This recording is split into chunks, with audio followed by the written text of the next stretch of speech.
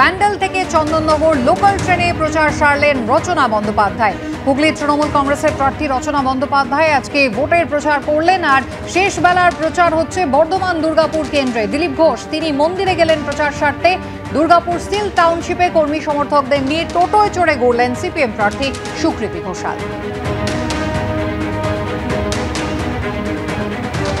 চতুর্থ দফার নির্বাচন সোমবার, আর তার আগে আজকে শেষ বেলার প্রচারে ব্যস্ত একদিকে বর্ধমান দুর্গাপুরের বিজেপি প্রার্থী দিলীপ ঘোষ, অন্যদিকে সিপিএম প্রার্থী সুকৃতি ঘোষাল, আর অন্যদিকে রচনা বন্দ্যোপাধ্যায় হুগলি তৃণমূল কংগ্রেস প্রার্থী তিনি একেবারে লোকাল ট্রেনে চড়ে প্রচার সারলেন, জনসংযোগ সারলেন।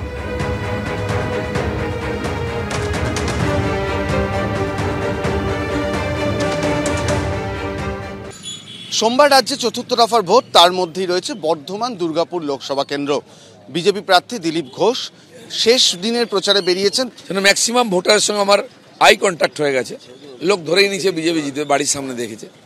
আর সেইভাবে বাকি যেটা কিছু গ্রাম আছে আজকে পুরো করব। মেদিনীপুরে গতবার জিতলেন, প্রায় 90,000-এর কাছাকাছি মার্জিন ছিল। সেখান থেকে এমন একটা আসনে যেখানে বিজেপি জিতলেও মার্জিন খুবই কম ছিল, 2-3 হাজারের মতন মার্জিন।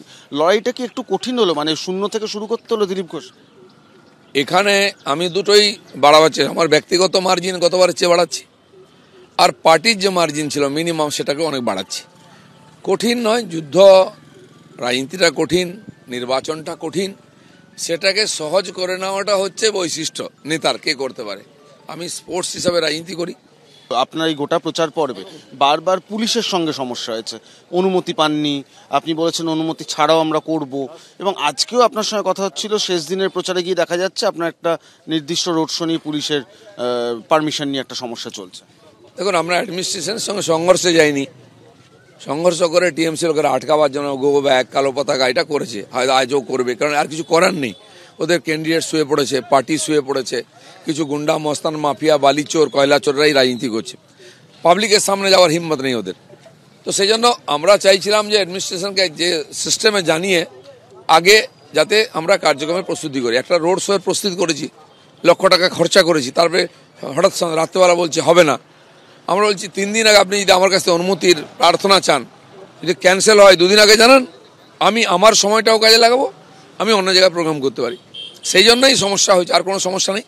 কিন্তু অনেক জায়গায় পরে আমরা পুলিশকে কথা বলেছি, ওরা বলেছে অমুক জায়গায় সিপিএমের একটা স্ট্রিট কর্নার আছে, আরে চামচিকা দিয়ে হাতিকে আটকানোর চেষ্টা হচ্ছে। 4 জুন দিলীপ ঘোষকে কোথায় কোন মুডে দেখা যায়? দিলীপ ঘোষ যে মুডে থাকে সেই মুডেই থাকবে, আর নো টেনশন, অনলি অ্যাটেনশন। কত ভোটে জিতবে ওটা গুনে নিন। ক্যামেরা উজ্জ্বল ঘোষের সঙ্গে অর্চিত ভট্টাচার্য, এবিপি আনন্দ।